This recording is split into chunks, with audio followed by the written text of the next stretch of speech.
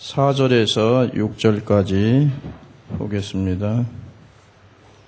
요한계시록 1장 4절에서 6절까지입니다. 요한은 아시아에 있는 7 교회에 편지하노니 이제도 계시고 전에도 계시고 장차 오실 이와 그 보좌 앞에 7 양과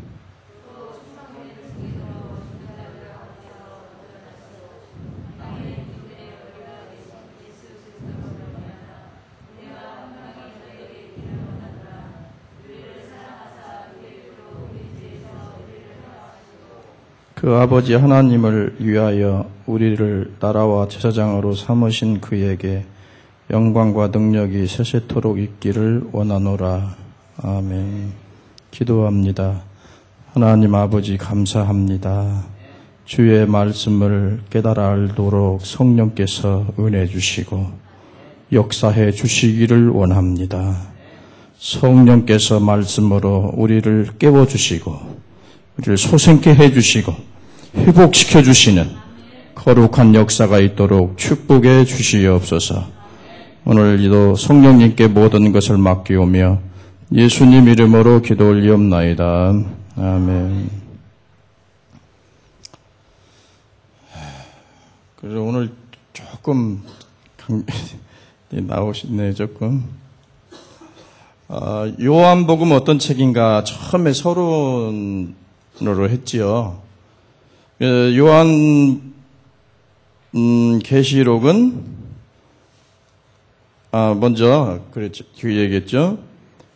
성경은 인간의 책이면서 하나님의 책이다 그랬어요. 왜 그래요? 하나님이 하나님의 사람들을 성령으로 감동해서 기록했지만 그들의 모든 것을 하나님이 다 이용해서 성경을 기록하도록 한 것입니다. 그렇기 때문에 왜 인간의 책이면서 하나님 책이냐? 그것은 우리가 이 성경을 해석하는 데 있어서 모든 것을 기본적인 문학적인 형태를 알고 그 형태에 따라서 해석하는 방식이 다 다양하기 때문에 그런 것들을 먼저 우리가 이해를 해야 된다라는 의미에서 인간의 책이면서 하나님 책이다라는 말을 했어요. 그때 요한계시록이 어떤 책이라고 그랬어요? 어떤 문학적 형태를 가지고 있다고 그랬죠? 첫째는 예언서로서의 계시록이다. 그죠? 예언서로서의 문학 형태를 가지고 있고요. 두 번째는 뭐예요? 묵시문학 형태로서 묵시문학 그 형태로서 또 기록된 게 요한계시록이에요. 묵시문학에서 중요한 게 뭐라고 했죠? 초월성이라고 했죠. 그래서 시간적 초월, 공간적 초월. 그래서 하늘 보좌에서 벌어지는 일들이 상징적인 환상을 통해서 드러나요. 그 다음에 뭔지가 편지로서의 문학 형식을 취했다고 그랬어요. 자, 여기 보면은 요한은 아시아에 있는 7 교회에게 편지한다 그랬어요. 그렇죠? 그러니까 요한계시록은 서신서 형식으로 기록되어 있다 이게. 그러니까 수신자가 있고 그걸 듣는 사람들이 있고 보내는 사람, 받는 사람들이 다 기록되어 있죠. 그래서 편지 형식이에요. 자, 그러니까 이것은 뭘 얘기하는 거예요? 그 당시 교회 상황과 밀접하게 연결되어 있는 내용을 계시록에 기록했다는 얘기예요. 그래서 그 당시에 7 교회의 역사를 배제한 채 계시록을 초월적이고 비역사적으로만 해석하면 안 된다는 거예요. 그러니까 1세기 당시에 7 교회가 처해져 있던 그 교회, 그 성도들에게 편지한 거기 때문에 그 당시에 이 교회의 정황, 교회의 역사적인 배경, 상황을 우리가 알아야 된다는 얘기예요. 그래서 이제 몇 가지 관점이 있는데 그 당시에 교회 그 다음에 여기는 미래적인. 근데 이것은 뭐예요? 서신서로서의 계시록이다라고 할 때는 이 당시에 교회가 처해져 있던 환경을 알고 여기에 이 사람들에게 그 처방책을 내려준 거예요. 그러니까 계시록은 그 당시 지금으로 말하면 과거적인 소아시아 7개 교회가 처해져 있던 교회의 상황과 정황, 그 성도들에게 주어진 메시지이기도 하면서 한 것이 또 있고요. 그 다음에 미래에 일어날 일, 이제 장차 새하늘과 새 땅 도래하는데 그 전에 미래에 우리 교회가 시점 여기라면 교회가 이에 일어날 일도 기록되어 있다라는 거예요. 그러니까 여기서 어디서 어디까지가 그 당시 교회와 오늘날 우주적인 하나님의 교회에게 말한 거고 어디서 어디까지가 미래적인 사건으로 일어난 일인가 이것을 구분하는 것이 이제 중요한데 오늘 서신서로서의 계시록을 우리가 말할 때는 그 당시 교회 7개 교회가 처해져 있던 정황, 상황, 그 성도들에게 주는 메시지다라는 거예요. 그러니까 그 당시의 역사적인 배경이나 그 구약을 인용했을 때 구약의 뿌리가 되는 구약의 말씀들을 우리가 해석하지 아니하면 절대로 요한계시록은 그냥 풀어질 수 없는 책이다라는 얘기예요. 그러니까 이 당시의 성도들이 이 요한계시록을 봤을 때 우리같이 정말로 이렇게 어려움을 겪었나 이게요. 짐승 탄 여자가 누구냐? 우리는 한참 해석해야죠. 짐승 탄 여자가 누군가? 그 뻔히 잘 알아요. 이 당시에 이 7개 교회에 처해져 있던 이 성도들은 이 책을 보면서 너무 잘 알아요. 무엇을 의미하는지 너무 잘 안다는 거죠. 그런데 왜 그래요? 이 당시에 그들의 문화 속에서 그들이 어떤 가지고 있던 문학 형태를 가지고 그것을 그들의 언어로 전했기 때문에 그들은 다 알아요. 이 뜻이 무엇인지. 우리가 지금 어려운 거예요. 왜요? 문화적인 차이가 있잖아요. 1세기 당시 7교회가 처해졌던 문화적인 상황하고 우리가 21세기에 처해졌던 이런 문화적인 상황은 달라요? 똑같아요? 틀리죠? 그러면 서신서로서의 형식을 가지고 있다는 얘기는 뭐예요? 그 당시 7개 교회에게 전해준 말씀이기 때문에 거기에서 영적인 원리를 찾는 것이 중요하고 그 1세기 그 7개 교회에게 전해진 그 말씀을 21세기라는 상황으로 뛰어넘어가지고 여기서 해석하려면은 그리고 적용시키려면은 오류된 해석을 할 수밖에 없고 오류된 적용을 할 수밖에 없다는 얘기예요. 이해하세요? 그러니까 갈수록 어렵네. 그러니까 여러분 보세요. 이 당시에 환난당하는 성도들에게 위로를 주고 힘을 주고 그리고 로마 황제의 그 정체 그리고 앞으로 교회가 어떻게 될 것인가 이런 거에 대한 해답을 주려고 했기 때문에 이 당시 7개 교회 성도들은 서신서로서 편지 형식으로 전했기 때문에 여기에서 나오는 거 이해 못하는 것이 하나도 없었다는 얘기예요. 짐승이 누구고 그거 다 알아요. 바벨론의 음료가 누구고 이거 다 안단 말이죠. 근데 우리는 잘 몰라요. 왜요? 문화적인 차이 때문이에요. 그러니까 그때 그 당시 7개 교회에게 준 말씀을 이쪽 교회는 이렇게 제거하고 21세기 교회에다가 이 말씀을 탁 적용시키면 어떻게 되겠어요? 잘못되는 거예요. 그래서 뭐 적그리스도가 누구고 뭐 짐승 탄 여자가 또 뭐 누구고 뭐 열뿌리 뭐 이유고 뭐 이런 식으로 해석하면 안 된다는 거예요. 네?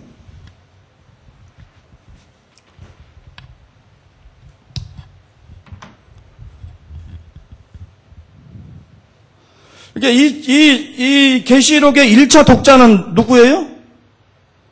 1차 독자. 그 시대의 교회와 그 시대의 성도들이 1차 독자예요.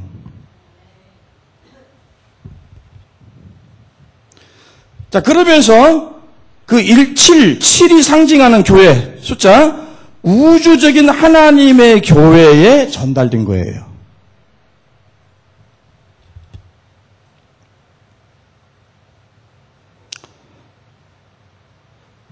자, 요한이 아시아에 있는 7교회에게 편지한다 그랬죠? 아시아는 우리가 살고 있는 아시아가 아니고요. 지금 터키 지방이죠. 터키 지방이 아시아를 말하는 겁니다. 지금 터키 지방은 뭐예요? 회교국이에요, 회교국. 회교국이고, 그 나라는 기독교를 인정하지 않습니다. 당시에 터키는, 아프리카 북단 지방과 함께 교회의 부흥을 이루었던 부흥의 원천지예요. 그래서 영향력 있는 큰 교회들이 터키 지방에 있었다는 얘기예요.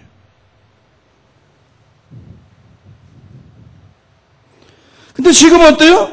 교회에 유적지만 남아있고, 유적지의 초라한 흔적만 남아있고, 그곳은 더 이상 살아있는 하나님의 교회를 볼 수가 없어요.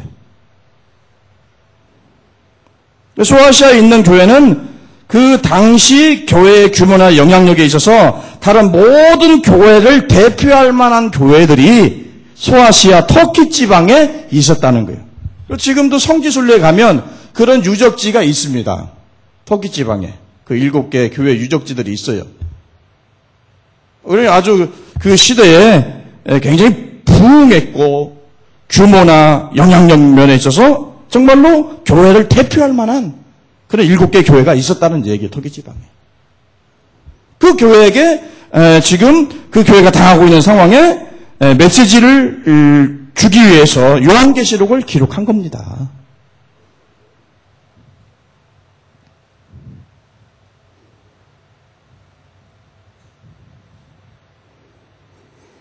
그런데 어째서 그곳의 교회는 사라지고 회교라고 하는 이교도가 자리하게 되었느냐라는 겁니다.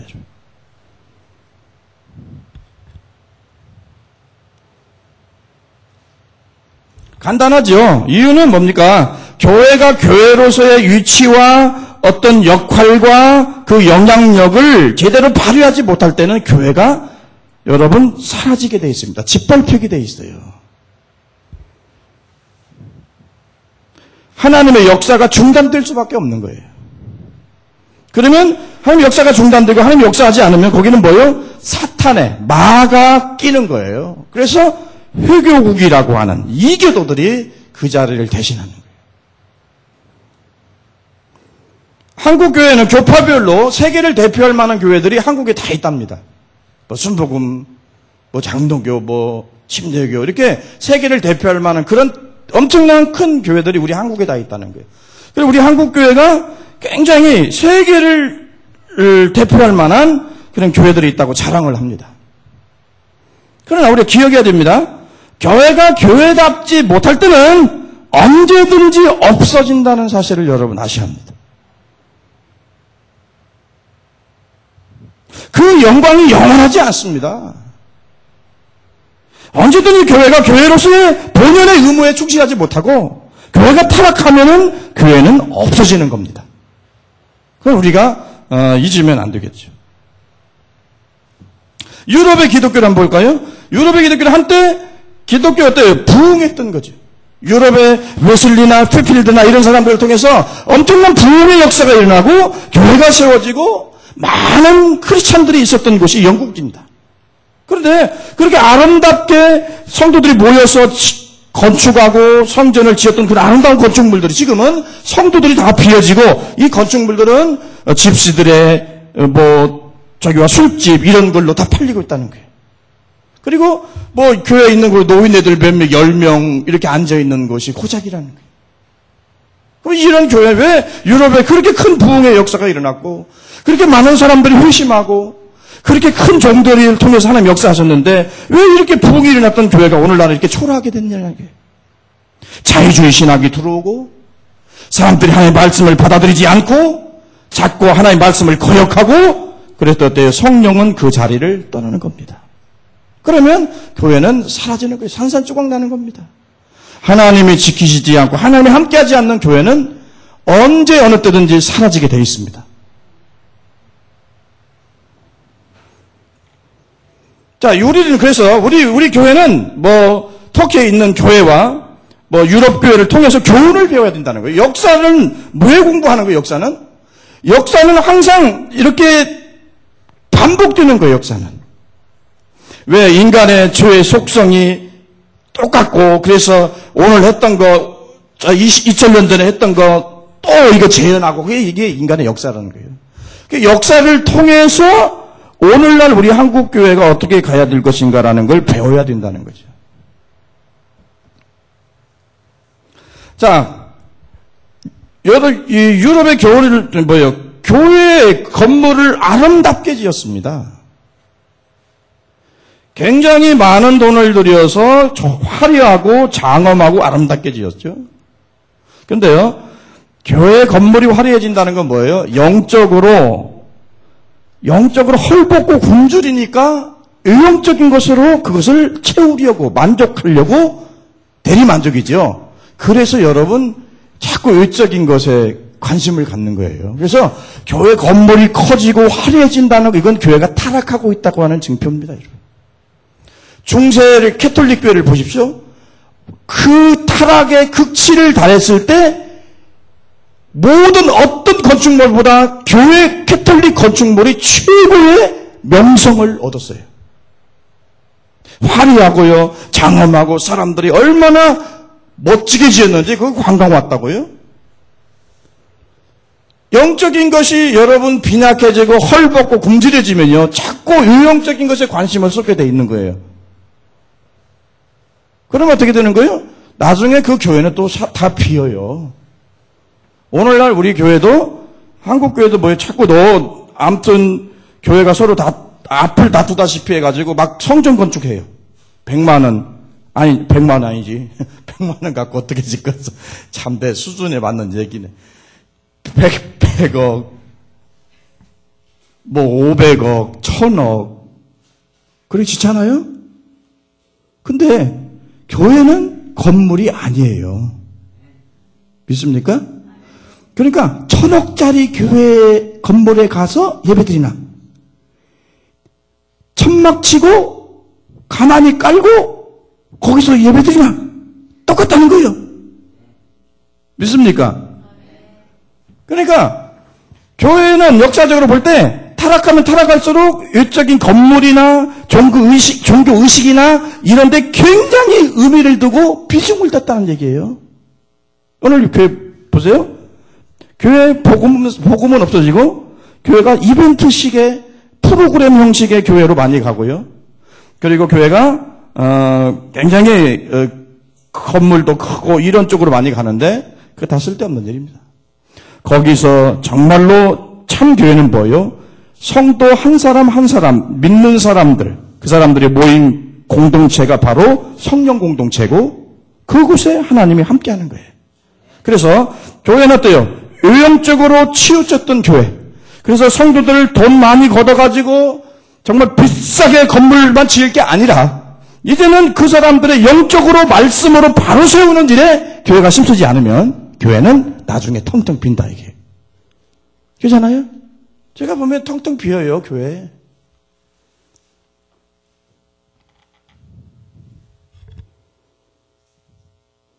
그래서 교회는 영적으로 건강하게 성장해야 되고요. 성도 한 사람 한 사람들이 영적으로 성숙하셔야 됩니다. 성도들이 성장하지 못하고 성도들이 성숙하지 못하는데 건물만 크게 가지고 있다고 해서 그 교회가 성장하지 못합니다. 그것 금방 무너집니다. 그래서 교회가 건강하지 못하면요, 터키 지방 같이 유럽 교회 같이 없어지는 것도 여러분 시간 문제입니다. 그 다음에 일곱 교회. 일곱 교회 이 발음은 사실성과 상징성을 대표하고 있습니다. 일곱 교회.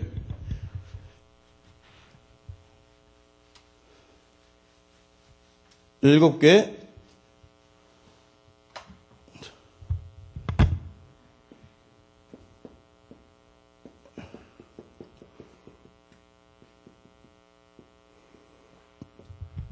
일곱 개 교회 사실성과 상징성을 대표하고 있는 단어입니다. 이제 사실성을 봅시다. 사실성은 실제로 존재하는 소아시아의 일곱 교회를 지칭하는 말이고요. 그죠? 그 다음에 뭐예요? 상징성은 뭘까요? 아니, 좀 더 설명할까요? 그러니까 그 당시 로마 황제 숭배로 인해서 어려움을 겪고 있는 교회를 향해서 말씀을 주시는 것이 사실성이고요. 일곱 개 교회. 그 다음에 상징성은 뭐예요? 7이라는 숫자를 설정했습니다. 그죠? 왜 7개밖에 없겠어요? 터키 지방의 교회가? 더 많았겠지요. 근데 7이라고 하는 숫자를 설정을 했어요. 이건 의도적이에요. 저자가 의도적으로 설정한 거예요. 그게 뭐냐면 이 숫자는 뭐예요? 완전함, 충만함을 의미합니다. 그래서 아시아의 7교회뿐만 아니라 모든 하나님의 교회, 우주적인 모든 하나님의 교회에게 주시는 말씀이다라는 상징성의 의미를 가지고 있다는 거예요. 그래서 오늘날 요한계시록의 말씀은 우리가 통해서 하나님의 메시지를 들어야 된다 이거예요. 이해 가시죠? 그래서 21세기를 사는 우리 성도들도 계시록을 통해서 하나님의 음성을 들어야 합니다. 또한 그때 당시에 그 1세기에 7개 교회 그리고 그 주변의 교회들도 다 들어야 돼요. 왜 이게 그래서 이 7개 교회라고 하는 것은 사실성과 상징성의 두 가지의 의미를 가지고 있다. 그 다음에 이제 문안 인사 드리지요. 자, 문안 인사가 어떻게 됩니까? 이제도 계시고, 전에도 계시고, 장차 오실리. 그죠?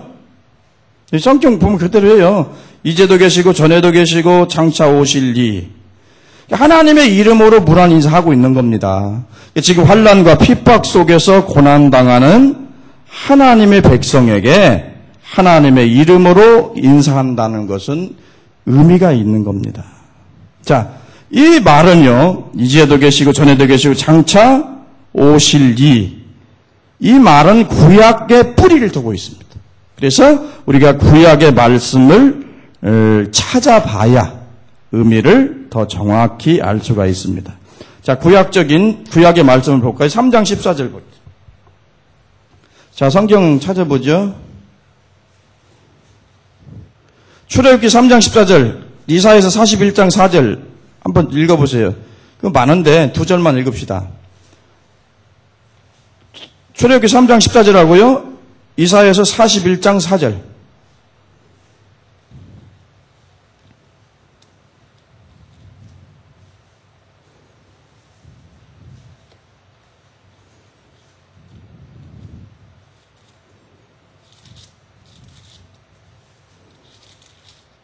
한번 출애굽기 3장 14절 한번 읽어보실래요?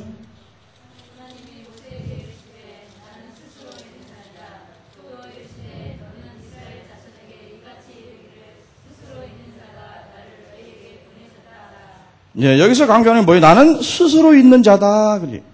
그죠? 자, 이거 우리가 기억하고요. 41장 4절에 제가 한번 읽어볼게요. 이 일을 누가 행했느냐? 누가 이루었느냐? 누가 태초부터 만대를 명정하였느냐?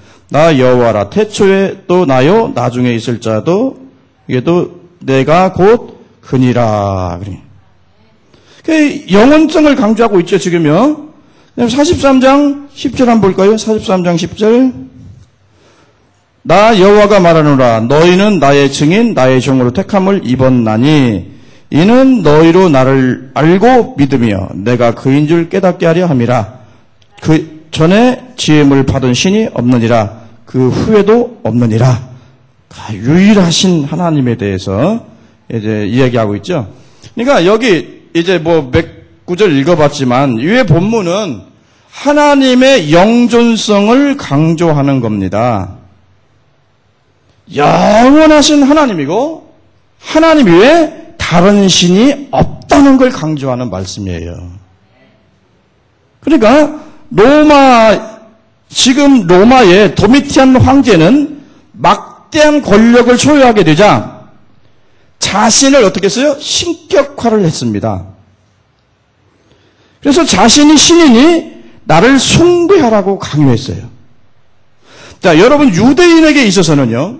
이방인들은 별 문제가 안 되지만 유대인들에게 있어서 황제를 숭배하라고 하는 일은 심각한 문제입니다. 왜 그래요? 이 사람들은 유일신을 믿는 유일한 민족입니다. 네? 유일하신 하나님, 그 하나님은 태초부터 태초까지 계시는 영존하시는 아버지다. 그런 얘기예요. 그 하나님을 믿어요. 그런데 황제를 숭배하고 신으로 받아들이나? 이거 굉장히 충격적인 것이고 굉장히 큰 일이지요. 근데 그렇지 않을 때는 어때요? 너희를 옥에 가둘 것이고 너희를 죽일 것이고 순교의 제물로 바친다. 이런 얘기잖아요. 죽인다는 거 아니겠어요? 죽인다는 거.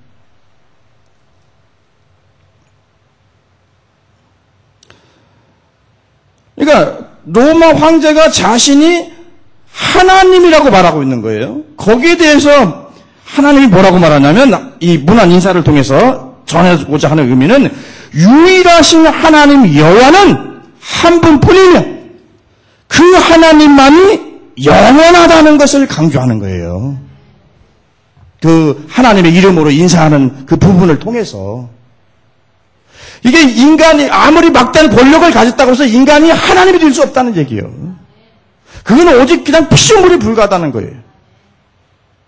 그래서 이걸 강조하는 거예요. 이제도 계시고 전에도 계시고 장차 오실 이다 이게.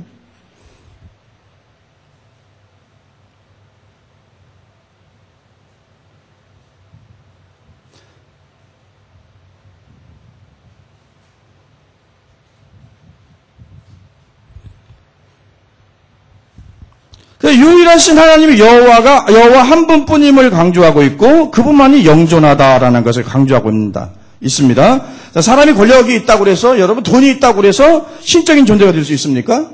없지요. 그런데 사람들은 하나님을 떠나면서 자신이 자신에게 하나님 노릇하는 죄성이 생겼어요. 그래서 하나님을 떠나 있는 죄인들은 자기가 하나님 노릇하고 살고 있습니다. 그러나 유한한 한 줌의 흙에 불과한 존재가 무한하시고 영존하신 하나님이 될 수는 없다는 얘기예요. 그 구원이 뭐예요? 그래서 구원이 영원하신 여호와 하나님이 우리에게 하나님 노릇해 준다는 게 여러분 구원입니다. 그러니까 예수님을 통해서 내가 너에게 이제 하나님 노릇해 주겠다는 거예요. 이게 구원이에요, 여러분. 그래서 실제로 하나님이 우리의 하나님 노릇해 주는 게 이게 구원이에요.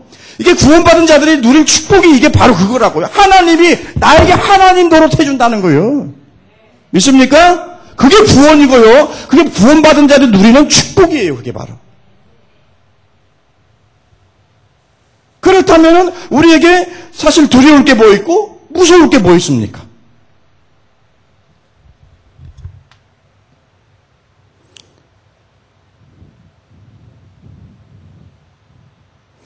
로마 황제만 자신이 하나님이다, 신이다 라고 말한 것은 아닙니다.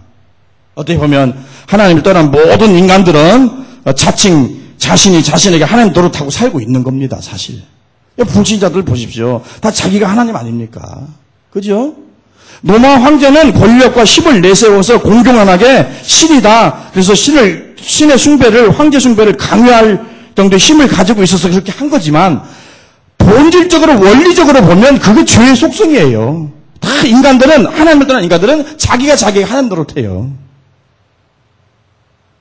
그러니까 로마 황제에게서 나타난 것이 모든 하나님을 떠난 죄인들에게서 나타나는 성향이라고 보시면 된다는 얘기죠. 그러나 로마 황제든 중국의 만리장성 싼 사람이 누구죠? 예? 중국의 만리장성. 진시황이에요? 예, 그거 다 이틀 동안 생각했는데 그 생각 못했어요. 진시황이래요. 그 다음에 몽고의 징기스칸. 이런 사람은 막대한 권력을 가졌던 사람들이고 또 자신들의 권력과 자신들의 힘으로 엄청난 그 땅을 확보했던 사람들이에요. 그래서 자신들을 굉장히 신격화시켰던 사람들. 그런데 이 사람들도 나이 먹으면서 결국에 영생하는 불루출을 구하러 다니는 그런 어리석은 짓을 하다가 죽었지요. 그러니까 사람은 황제든 그 황제 집에서 종로로 타는 노예든 간에 그 생명은 그 코에 있는 거예요. 코의 호흡이 끊어지면 사람은 시체가 되는 겁니다, 여러분. 별거 아니에요. 내가 좀 잘났다고, 황제가 돼서 권력을 가졌다고, 그래서 교만할 필요가 없어요. 돈이 있다고, 힘이 있다고 막 자랑할 필요 없어요. 하나님 앞에서 인간은 아무것도 아니에요. 그런 분명한 고백이 아니면은 절대 하나님을 의지할 수 없습니다. 생각해보세요. 내가 하나님이라고, 내가 살 수 있다고 그렇게 생각하고 사는데 어떻게 하나님 의지하고 살겠습니까? 그 다음에 장차 오실 일이라고 그랬어요. 그죠? 장차 오실 일은 뭐예요? 종말론적인 주님의 계획을 성취하고 완성하기 위해서 역동적으로 하나님이 임한다. 그런 얘기예요.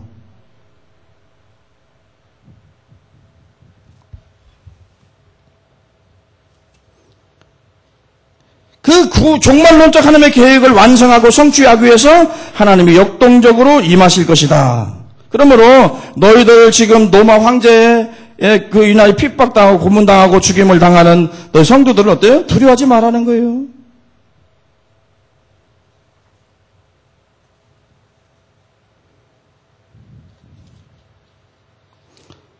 여러분 그 핍박당하고 그 믿는 자들이 끌려가고 신실한 사람들이 죽임을 당하고 그럴 때 여러분 믿음이 연약한 성도들이 무슨 생각했겠어요?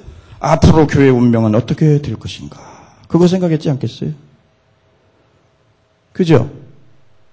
근데 그때 이 인사를 통해서 주시는 메시지는 뭐예요?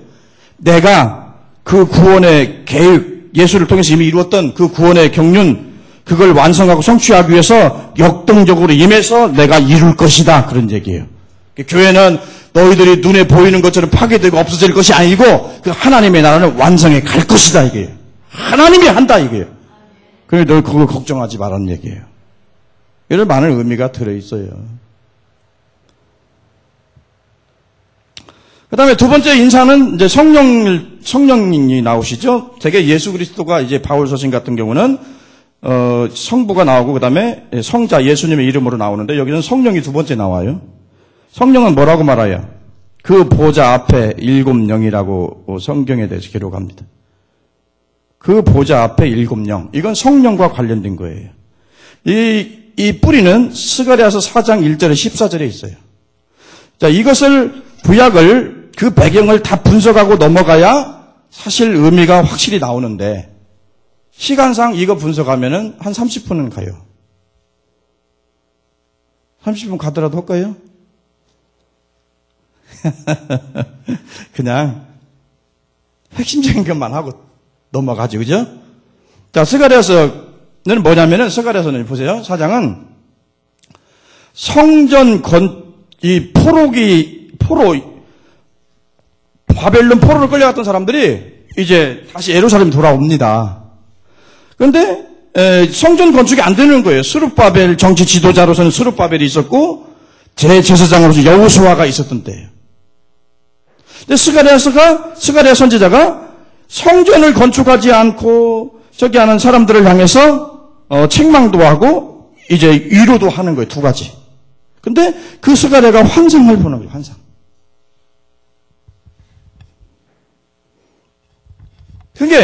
그러니까 쉽게 말하면 뭐냐면 이 문맥을 통해서 말씀하고자 하는 것은요. 성전의 건축을 하나님의 성전을 건축하고 완성하는 역사는 사람의 힘이나 능으로 되는 것이 아니라 오직 하나님의 영으로서만 가능하다는 것을 이야기합니다. 그래서 스가랴서 4장 6절에 뭐라고 말하는 거예요? 그거는 읽어봐야 돼. 스가랴 4장 6절. 스가랴 4장 6절입니까?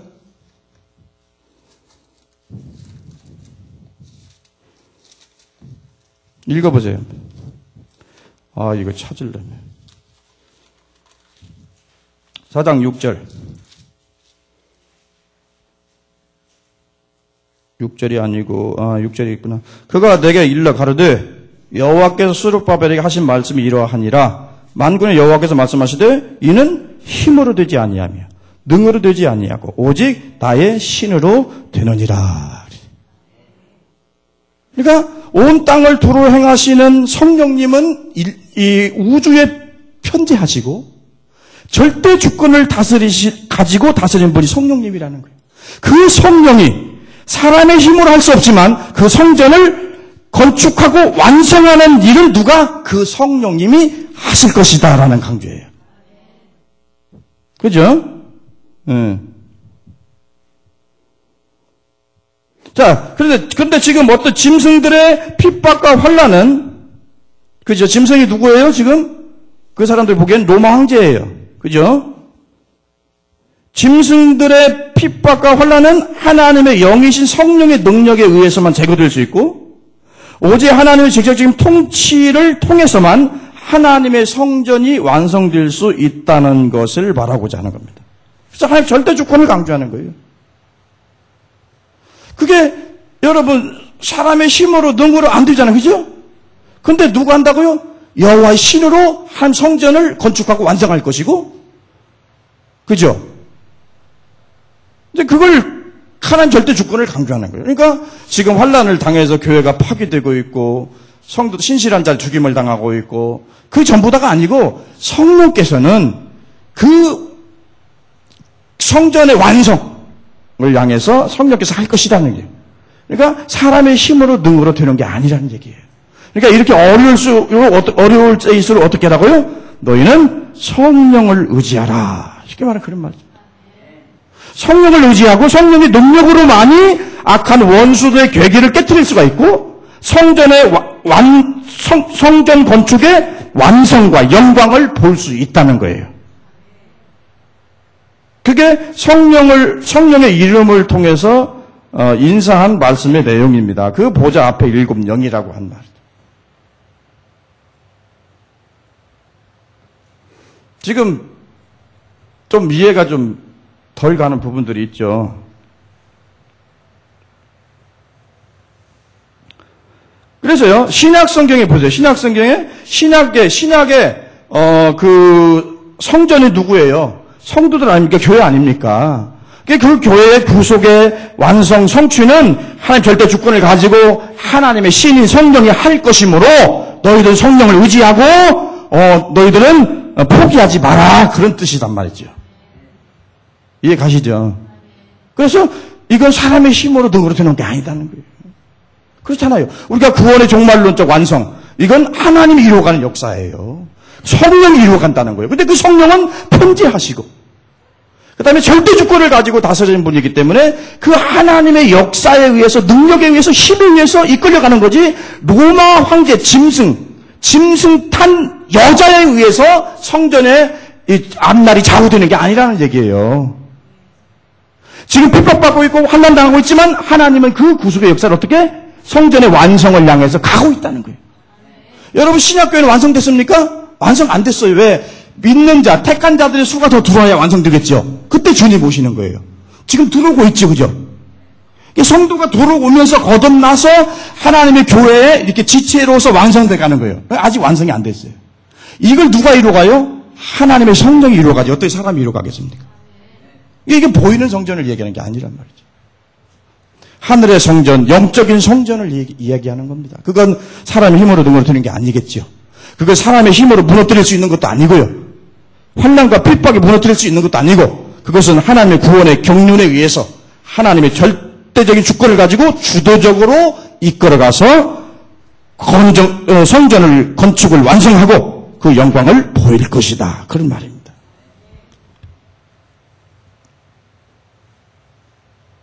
그 다음에 스가랴서 아까 했죠. 그 다음에 예수 그리스도 이름으로 인사하죠. 충성된 증인이라고 예수님을 소개합니다.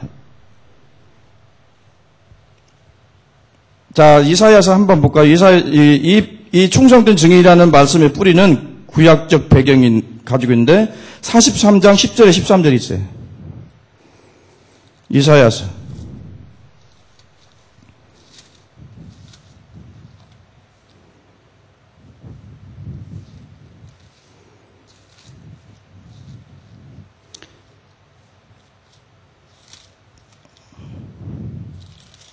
10절에서 13절 한번 읽어볼까요? 시작. 나 여호와가 말하노라. 너희는 나의 증인, 나의 종으로 택함을 입었나니 이는 너희로 나를 알고 믿으며 내가 그인 줄 깨닫게 하려 함이라. 나의 전에 지음을 받은 신이 없었느니라. 나 후에도 없으리라. 나 곧 여호와라. 나 위에 구원자가 없느니라.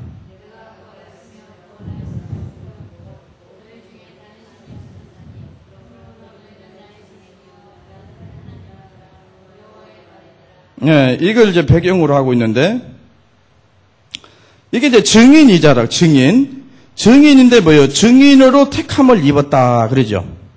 근데 뭘 증거하는 겁니까?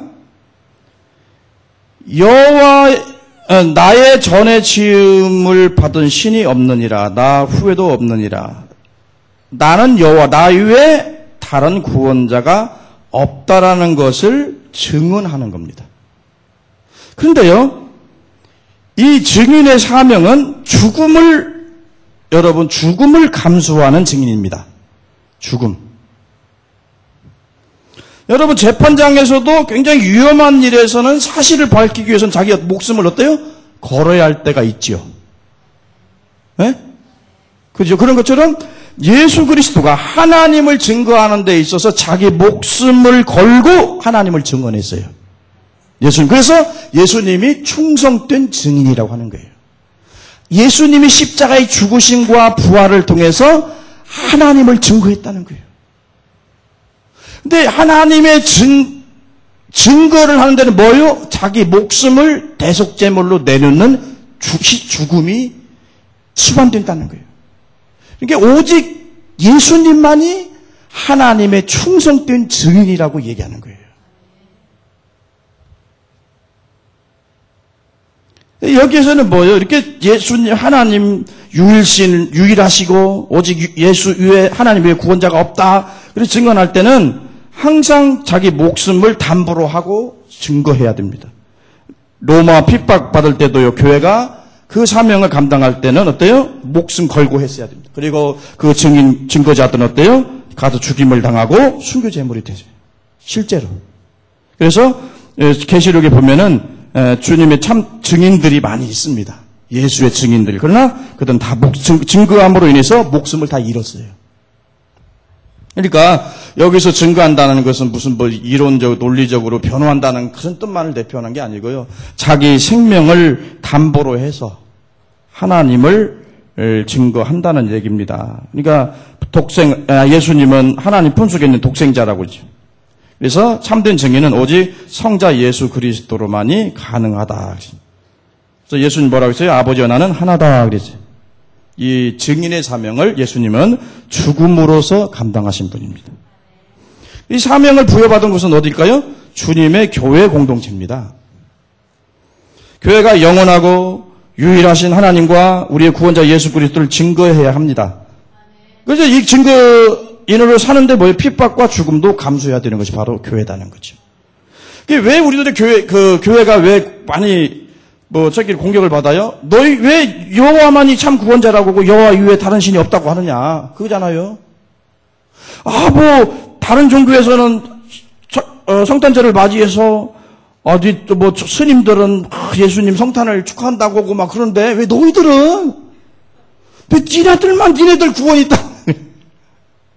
못마땅한 거죠. 근데 일부 자유주의 신학을 가진 목사님들은 이 석가 올 때 이렇게 또 석가 탄생 축하합니다 하고 프랭카드 쫙 그리고 교회에다가 이걸 보고 세상 사람들은 뭐예요? 그렇게 종교는 하나 돼야 좋다고 그래요. 그러나 이것은 그 배후에 뭐가 역사하고 있을까요? 사탄이 역사하고 있는 거예요. 여기서 성경에 보면 짐승탕 여자가 나와요. 짐승탕 여자는 음녀가 누굽니까? 로마 권력이고 로마 황제예요. 이 말은 뭐냐면 이 로마 권력과 로마 황제는 사탄의 하순이다 그런 얘기예요.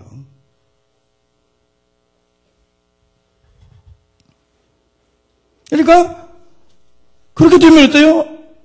신은 다 믿는 신이고 알라신도 신이고 곤모신도 신이고 다 구원자요. 그러니까 다 신론이죠. 다 신론. 다 그냥 다 좋다. 이것처럼 신성모독이 없는 거예요. 십계명의 1계명 나 외에 다른 신이 없느니라. 여기서는 우리 기독교인이 타협할 수가 없어요. 목에 칼이 돌아도 그건 타협할 수가 없는 거예요. 그런데 오늘날은 종교는 하나다. 이런 이슈를 캐톨릭이 내세워가지고 다 그냥 이슬람이고 뭐고 막 깎아중들이랑 다 모여놓고 무슨 평화를 위해 논한다고 종교에 대해 논한다고 해서 쓰잘데기 없는 짓거리들을 했어요. 그 목사님들도 또 자유주의 계통의 목사님들도 또 그런 데 들어가서 또 근데 세상 사람들 그게 보기가 좋대요. 보기가 좋을지는 모르지만 그건 진리는 아닙니다. 여러분, 우리의 구원은 하나님 이외에 다른 구원자가 없습니다. 하나님과 우리 사이의 중보자 예수 그리스도 이외에 다른 중보자가 없습니다. 오직 예수님만, 하나님만이 유일하시고 하나님만이 우리의 영원한 구원자입니다. 우리의 생명이 출처가 됩니다. 그 외에 다른 신은 없습니다. 그러므로 로마 황제는 신이 될 수 없다는 거예요. 예수님은 유일하신 하나님, 오히려 유일한 구원자 하나님을 증거하기 위해서 십자가에 자신을 드렸다는 거예요. 그래서 예수님이 충성된 증인이다. 그런 거예요. 그 다음에 죽은 자들 가운데서 먼저 나신 분이다. 그랬어요, 예수님은. 믿는 자들, 부활에 대한 보증으로 예수님을 말하는 거예요. 부활하고 관련된 부활을. 죽은 자들 가운데 언제? 먼저 나신 분. 그러잖아요.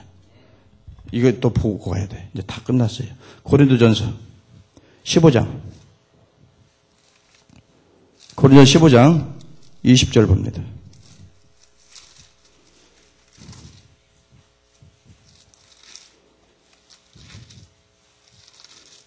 고린도전서 15장 20절.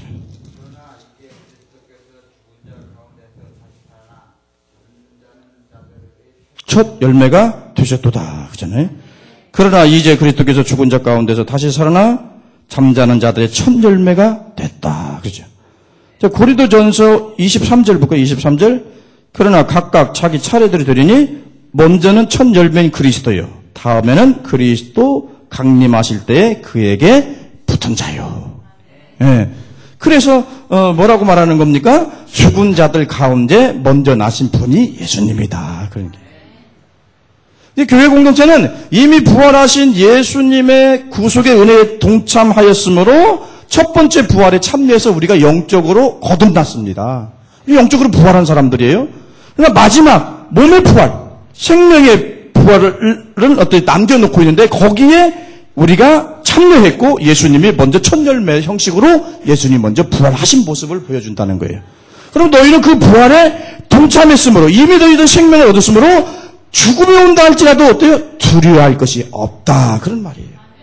인사를 하면서 예수님에 대해 쓴 말은 다 그 상황에 지금 핍박당하고 황제 숭배 안 하면 죽음을 당하고 이런 상황에 있는 사람들에게 쓰여졌기 때문에 그 예수님에 대한 소개 하나하나가 그들의 상황과 직결될 수밖에 없죠.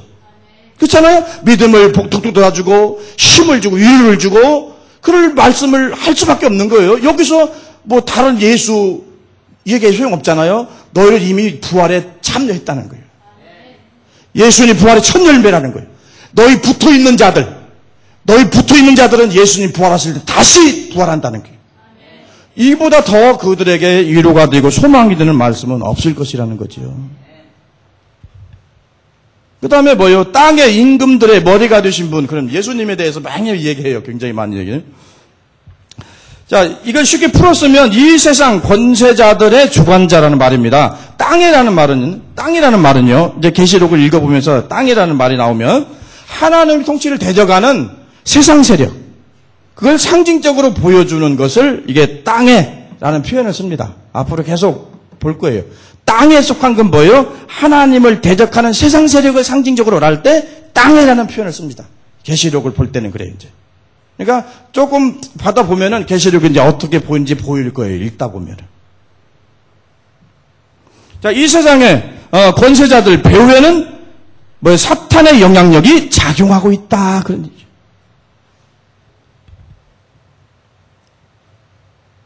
자, 그러나 그 모든 것들을 다스리시는 궁극적인 주관자는 예수 그리스도다 그런 얘기.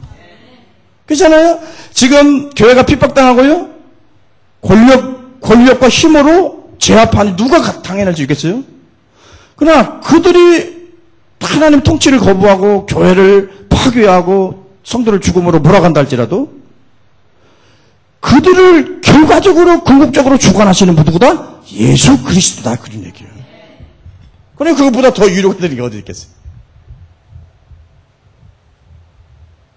그러니까 로마 황제가 더 잘났다고 권력을 이용해서 지가 신이라고 하고 신자 황제 숭배 막 한다 할지라도 그거 다 하나님 주권 안에 있다 이거예요. 하나님 손 안에. 전능하신 하나님의 손 안에 있다는 거예요. 왜? 그때 봤을 때 로마 권력은 크게 보였을 거 아닙니까? 그죠? 성도들 눈에. 그들의 권력은 엄청 크게 보였을 거예요. 그러면서 자신들의 모습은, 교회의 모습은 굉장히 초라하게 보였을 거예요. 그런 그들이 뭐라고 말합니까? 이 세상의 권세자들의 주관자가 바로 처음 부활하신 예수 그리스도다. 그걸 얘기해요. 너희 떨지 마라 이거요. 기죽지 말라는 겁니다. 여러분. 세상의 권력자들이 사탄의 영향력 아래에 있습니다. 그래서 끊임없이 한 통치를 대적하지만 사탄의 세력은 철저하게 하나님의 주권 아래 있다라는 걸 강조하는 거예요. 그래서 뭐요? 사탄도 지들은 악의적인 목적을 가지고 하나님 통치를 거부하고 성도들을 파괴하고 훼손하려고 하지만 하나님은 그 사탄을 성도를 훈련시키는 도구로밖에 안 봅니다. 우리는 그럴 때 어떤 사람들 막 귀신 논자 보면 귀신 무섭다고 그래요. 응? 진짜 막 귀신 무섭다고 그래요. 그 귀신 논자들은 맨 귀신 얘기만 해요. 하나님 얘기만 해도 우리가 부족한데 맨 귀신 얘기만 해. 그래가지고 귀신 노이로제 걸리게만 돼. 그래서 모든 게 전부 귀신 역사다 그렇게 생각해요. 죄송합니다만 그건 틀린 얘기예요. 귀신도 하나님이 활동할 수 있는 공간 그 저기를 다 정해줍니다. 그래서 욥기를 보면은요 사탄이 단독적으로 욥 시험하지 못해요. 하나님한테 허락 받아서 해요. 어디까지만. 그건 하나님이 욥을 단련하고 훈련시키고자 하는 목적이 있기 때문에 여기까지만 해라. 그러니까 사탄도 성도를 훈련시킨 도구에 불과한 것이지. 그러므로 그런 사탄의 세력을 두려워할 필요가 없다는 얘기예요. 우리요? 그 하나님에게 순종하면 돼요. 우리가 그런 가지고 막 떠니까 이제 이 계시록을 통해 그를 말씀해 주는 거죠. 근데 오늘날도 마찬가지예요. 그 다음에 우리를 사랑하사 그의 피로 우리를 죄에서 해방하셨다. 그죠? 예수 그리스도의 구속사역을 말씀하고 있는 겁니다. 예수님의 구속사역은 뭐예요? 죄에서 해방입니다, 여러분. 그럼 구속사역은 우리 모든 불법과 죄에서 해방시키기 위해서 진리 안에서 자유케 하기 위한 목적입니다. 그래서 우리 예수 믿는 사람은 뭐 예수 믿어서 죄를 지어도 괜찮고 그게 아니에요. 예수 믿는 사람들은 죄에서 해방돼야 됩니다. 죄에 오염된 곳에서 자유해야 됩니다. 오직 진리의 말씀으로 하나님을 닮고 예수님 닮아가는 사람들이 되어야 그게 예수님의 구속의 사역이 완성되는 겁니다. 나라와 제사장을 삼으셨다고 그랬죠. 그래서 너희는 내게 대하여 제사장 나라가 되며 거룩한 백성이 되리니 이것이 뭐예요? 하나님 출애굽 지금 애굽에서 노예로 사는 그들을 해방시킨 목적이에요. 어떻게? 나라와 제사장으로 삼기 위해서. 그러니까 예수의 피로 우리를 구속하신 거, 우리를 영적인 애굽에서 건져내신 건 뭐예요? 하나님의 거룩한 나라와 거룩한 백성이 되게 하기 위해서 하나님 우리를 건져냈다. 그런 얘기죠. 그러므로 그에게 영광과 능력이 있기를 원하노라. 여기서 그래서 뭘 볼 수 있습니까? 성부의 이름으로 그들에게 인사하고요. 그 다음에 성령의 이름으로 인사하고 또 예수의 이름으로 인사하지만 그 하나하나의 그분의 예수님에 대한 이야기, 성령에 대한 이야기, 하나님의 이름에 대한 이야기 이런 것들은 그 당시에 어려움에 처해 있는 그들에게 위로와 격려를 주고 힘을 주고 소망을 주기 위한 말씀이었다는 겁니다. 기도하겠습니다. 하나님 아버지 감사합니다. 부족한 저희들에게 믿음을 주시고 깨달음을 주시고 더 갈수록 계시의 폭을 넓혀주셔서 하나님의 뜻을 안전히 깨달아 알 수 있도록 은혜 주시옵소서. 예수님 이름으로 기도 올리옵나이다. 아멘. 하늘에 계신 우리 아버지